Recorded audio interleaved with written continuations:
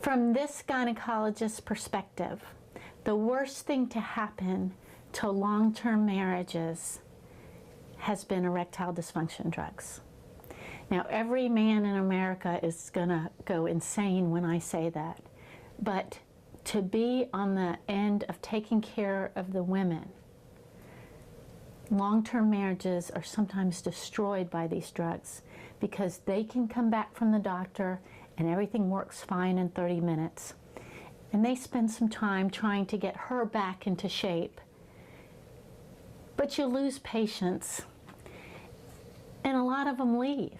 And I'm not a male basher. I love men and I love marriage, and it's not meant from that angle. But I take care of women and I see the heartbreak that they know that they didn't keep things up.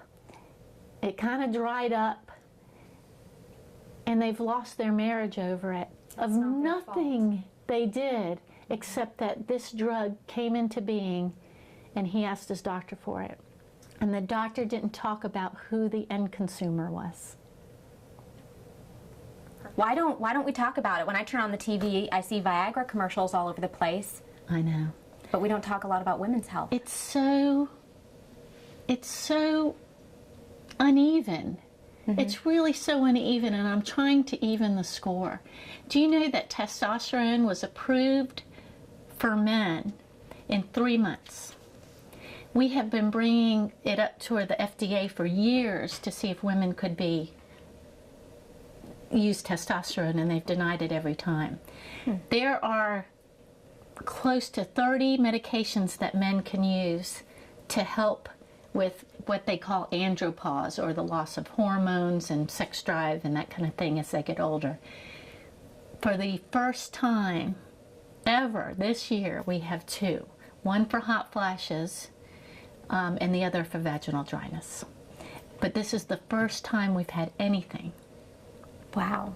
So you're not just bringing up what you feel like might be an embarrassing conversation with your doctor. You can just say, hey, let me bring it up because there is going to be a solution. It's not just, oh, this is embarrassing and I don't want to talk about it and there's nothing's going to happen. Most women, they say that most women, 85% of women don't bring it up because they, number one, think there's not anything, or number two, they think that their doctor will be embarrassed to talk about it. Wow. And it's so sad. It's so sad. What do you call yourself? I call myself a gynecologist. Yeah, explain what that means. Well, I really, after I stopped obstetrics, thought I would become a really great surgeon. GYN surgeon doing bladder repairs and taking out uteruses and getting good at pelvic surgery. But really what happened is people were coming in to talk, and I never had really had the time to talk to them anymore. And I would go in so many rooms and somebody wasn't even undressed, and I think, oh, I came in too soon. They're like, no, I just want to talk. And that happened more and more and more, and I realized that these women were begging for advice. There's nobody to talk to ask these things. It's very difficult to ask your mother. Well, we didn't hear it from our mothers. Never, you don't hear it from anyone. Even in high schools or lower schools, we talk about puberty, we talk about STDs, we talk about saving yourself for marriage. We try to give that message, but nobody tells you in health class. And when you get about 50, everything is going to change. And you need to be prepared for that. Nobody tells you that. Are there any other changes that women can expect? I know we talk about the hot flashes. That's something that can be actually very obvious for a lot of women out there. So that's the main thing. When people, I think when a lot of men think about this change, menopause, they probably just think, oh, you just feel a little hot sometimes. Everything changes. It's like a light switch goes off and your metabolism changes. Women get a central weight gain here. It's not maybe that they even gain weight, or maybe they gain 5 pounds a year, but it seems to be distributed to their midsection, which is so upsetting for women. We spend our whole lives trying to maintain your body and doing nothing different, nothing. all of a sudden you've got this belly that you didn't expect, and it seems to be there overnight. So we have weight gain, mood swings. I try to tell my patients it's like puberty in reverse. When you start going through puberty, it starts about age 8, but you don't look any different to age 12, 13, when everything starts to change.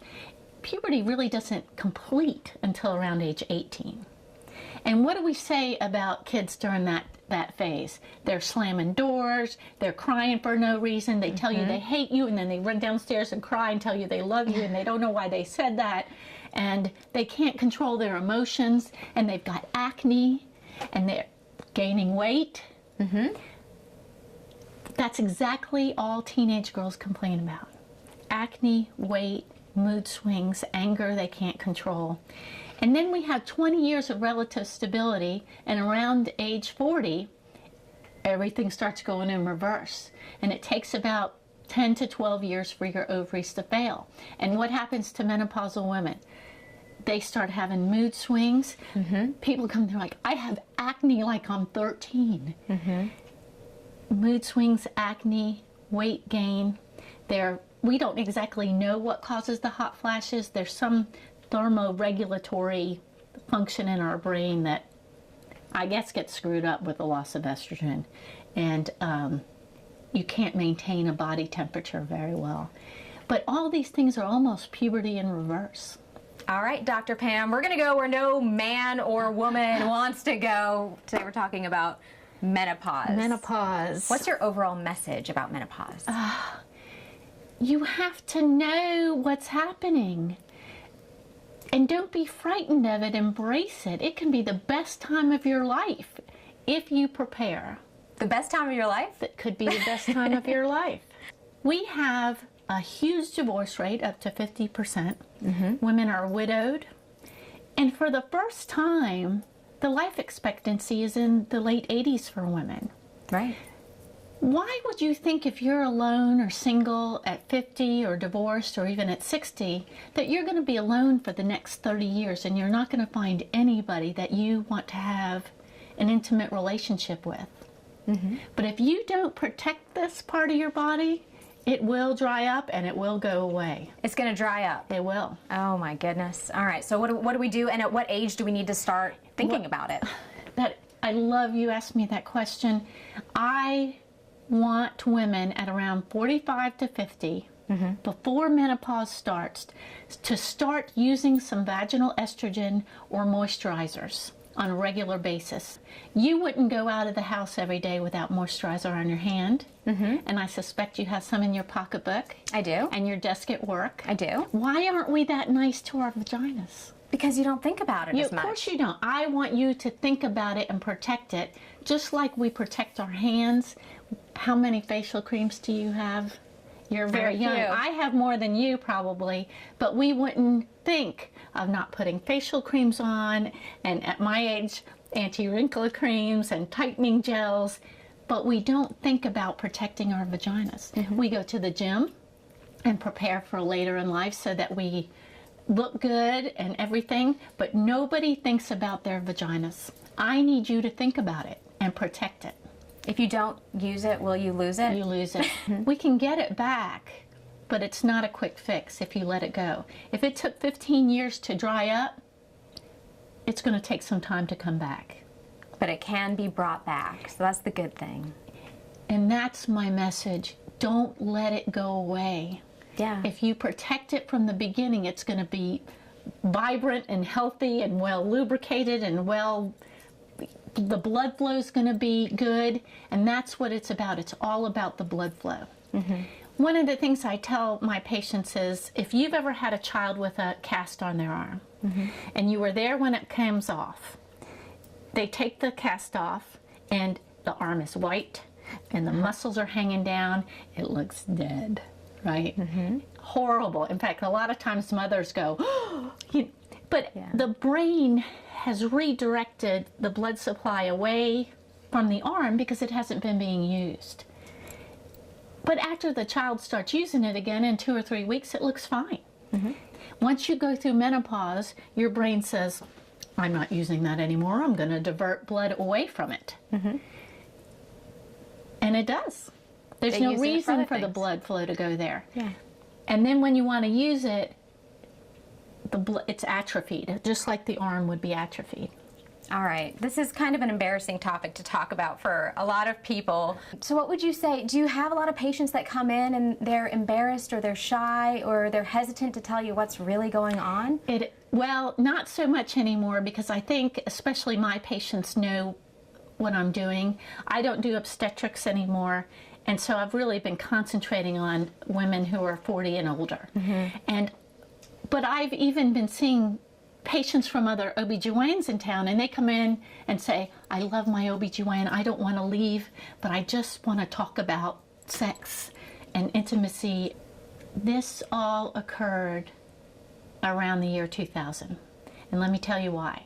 First of all, the perfect storm occurred. Around the year 2000, the first erectile dysfunction drug, Viagra, came out. In 2001, the Women's Health Initiative report was released, and women stopped using their hormones cold turkey. But in 2001, they came out, they scared all these women, and everybody stopped their hormones. And 2 years before, Viagra came out. So what you had was this perfect storm where women couldn't have intercourse and men all of a sudden could. It used to be that everybody kind of dwindled out in their later lives together. We were all in it together, yeah. Everybody just kind of dwindled out. The men couldn't have an erection anymore, and they were probably upset. But she was pretty happy, and you get into the cuddling phase of your marriage, and you're happy to hold hands because he couldn't really do anything, and she really didn't care. Right. She was very happy. But once the erectile dysfunction drugs came back, and it revolutionized the sex life of millions of men, they came home from the doctor, and it works in 30 minutes. It's not going to work in 30 minutes for her. Now, the other thing you need to know is it takes a man on average 5 to 7 years to ask the doctor for a Viagra. So she's had 5 to 7 years of no vaginal penetration, and he gets the guts to do it. It's not going to work after menopause. Wow. And what I want to change is when a doctor hands a man a prescription, like pretend I'm handing this prescription to you. Okay. There you go. Enjoy. Good stuff. It's wonderful. You don't have any heart disease. I hope that works great for you. Okay? What I want them to do is hand the prescription to them and say, wait a minute. You're not the end consumer of this drug. Your partner is. She is the end consumer of the erectile dysfunction drugs. And let's talk about your wife. How long has it been since you've had intercourse? If he says 5 to 7 years, that doctor needs to say, she's going to need some help before you can do this. It actually wouldn't be a bad idea for you both to come in here and talk about this, as difficult as it is. How many women are going through menopause right now? 60 million women in the United States alone are in menopause, and 6,000 new women per day enter menopause. It is not a little problem. But the lack of intimacy and sexual relations in postmenopausal women's lives is at its height. And they come in and they're crying. They want to be intimate with her husband. He wants to be intimate, and she can't do it. And so it becomes the 800-pound gorilla in the room. Yeah. Talk to me about this gift shop back here. Well, I take care of mainly menopausal women, and when I sit there and have this conversation with them in an exam room and say, you need to use a vibrator on a regular basis, even 2 or 3 times a week. If you could put it in for 15 minutes on high vibration, it would be helpful to get the blood flow back there. I mean, we go to the gym for 30 minutes 3 times a week, but the first thing I get is, I'm not going to go in that store. That's a naughty I'm a store. grandmother. I can't go in there. And so would say, well, just get it online. I'm not getting that online. Or I would get, I don't even have a computer, and I would never go to those sites. And the next question was always, will you go get one for me? Oh. So I was going to the novelty shops in town and buying vibrators, like 30 at a time, and I would Wow. put them each in a bag with the receipt. Wonder what they were thinking of you. Well, they knew They what knew. I was doing because Yeah. I talked to them about it, and I'd say I want, you know, an inexpensive, small vibrator. This isn't a bachelorette party or anything that we're Yeah. going to take pictures with. I need something that women can start dilating. If there's one big takeaway from all of this that you want every woman at home, no matter what age, to know, what would you leave them with? Embrace menopause as a great time and prepare for it. If you prepare for it, it's not going to be this horrible time.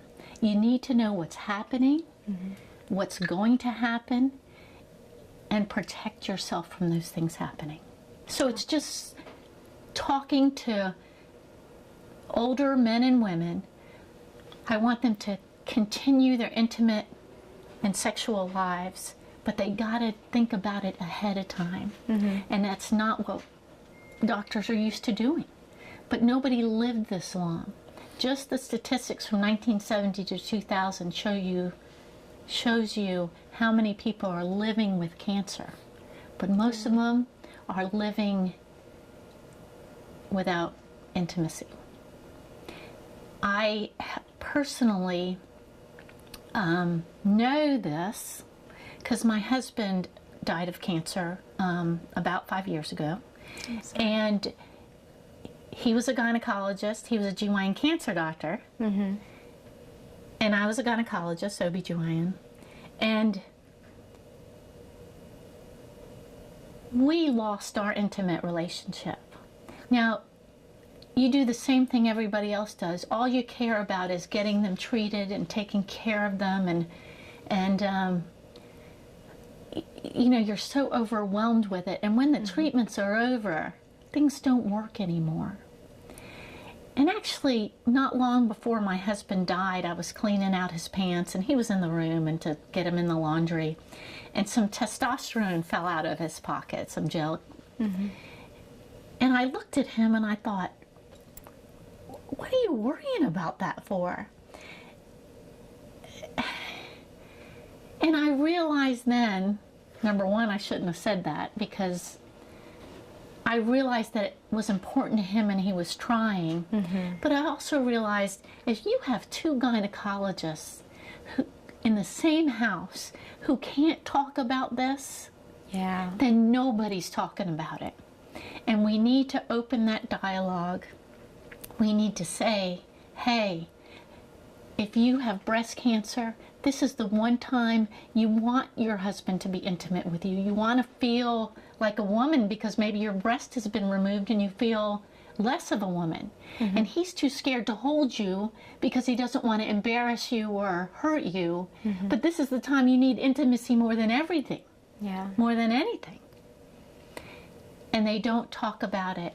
He's scared to talk about it. She's scared to say, I want to have sex.